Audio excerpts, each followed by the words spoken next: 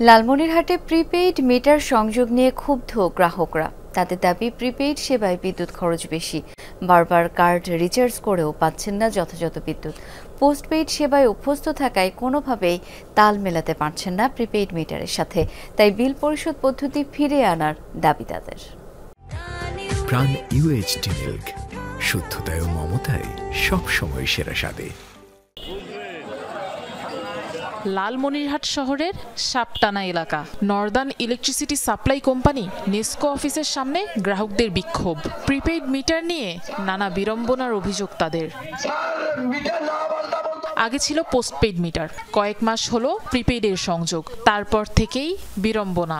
গ্রাহকদের অভিযোগ, প্রতিবার রিচার্জের সময় demand charge, service charge, meter ভাড়া ও ভ্যাটের নামে বেশি টাকা কেটে নেওয়া হচ্ছে। মিটারে টাকা ফুরিয়ে গেলে থাকতে হয় অন্ধকারে। অনেকে বোঝেন না এই মিটার ব্যবহার পদ্ধতি।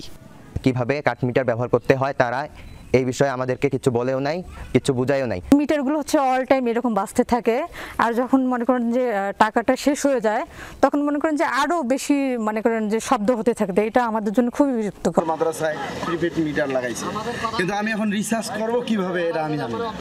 গ্রাহকদের অভিযোগ, সমস্যার কথা নেসকো অফিসে দফায় দফায় জানিয়েছেন তারা, কিন্তু প্রতিকার মেলেনি। তাই বাধ্য হয়ে বিক্ষোভে নেমেছেন।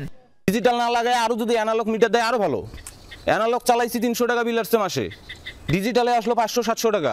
আগে যে আমরা মিটার নিতে না, মিটারের ভাড়া দেয় নাই বা মিটারের বিল দেয় নাই, আমরা এটা কি শুরু করছে দুর্নীতি। টাকা বাড়িয়েছি, টাকা আসলো 238 টাকা, তারপর 238 টাকা আসছে, বাড়িতে এসে দেখি লাইন নেই।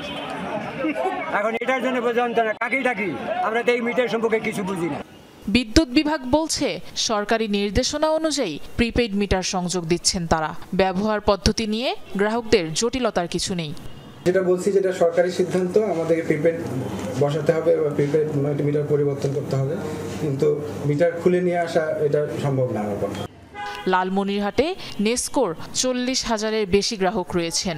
গেল জুলাই থেকে শুরু হয়েছে প্রিপেইড মিটার সংযোগ। পর্যায়ক্রমে সবাই এর আওতায় আসবেন। আফরোজা লামিয়া, যমুনা নিউজ।